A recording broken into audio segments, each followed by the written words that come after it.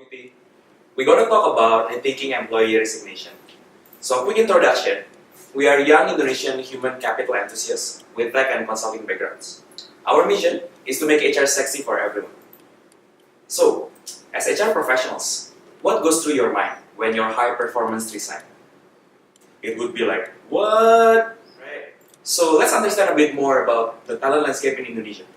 According to the report from Boston Consulting Group, 60% of graduates switch job within their first three years of employment. Even more than 33% switch jobs 2 or more times in that period. Let's understand why. So, business landscape is getting more and more volatile, mainly because of technology disruption. And that's impacting how we work. Long-term planning becomes more difficult, we need to be digitally savvy, and sometimes we need to work in more hours to get things done. Meanwhile, millennials and Gen Z will make the majority of Indonesian job market by 2025. They are very demanding, but sometimes employers cannot provide what they need.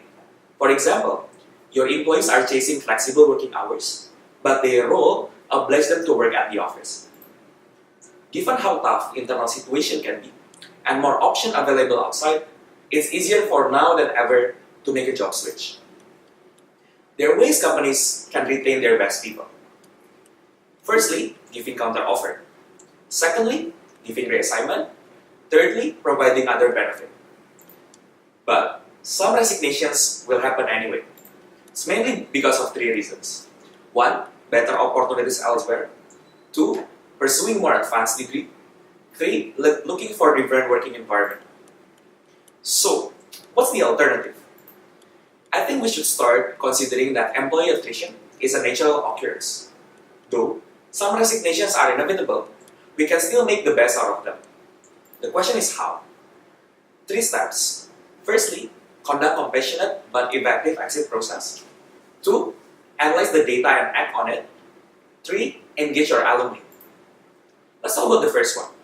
So currently, one conversation for everything happens on the last day of employment. This can be very emotional. While during the process, HRBP needs to balance between gaining insight and showing compassion, which is just a bit too much. So what do we do? What should we do? What we should do is to separate exit survey from exit interview, because we thought that these 2 processes have different objectives. On exit survey, we can understand why people leave through online survey or third-party surveyor. During exit interview, then we can give like a pleasant goodbye, so we can help people to have like a pleasant experience when they leave. Secondly, currently we only collect the data. For example, their positions, their level, their age, their tenure, and their reasons for leaving. But I think that we should go extra miles by analyzing the data. So we want to show you a dashboard that we built based on like free online tools.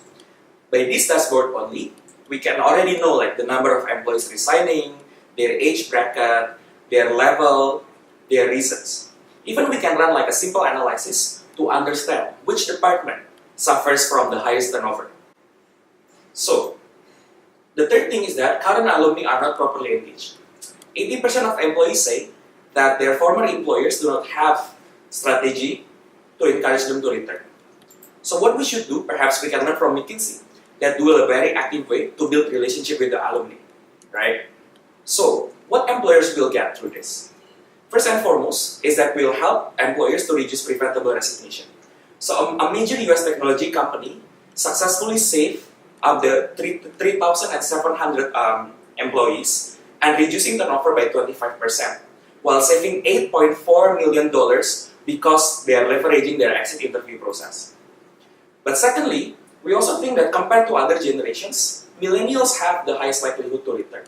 That's why what we need to do is to give a pleasant experience when interacting them post-departure. But although they are not coming back, they can still become our ambassador. Like for example, like what happened in Gojek. Like 96% of Gojek employees would recommend their friends to work there. Even the alumni will do so as well.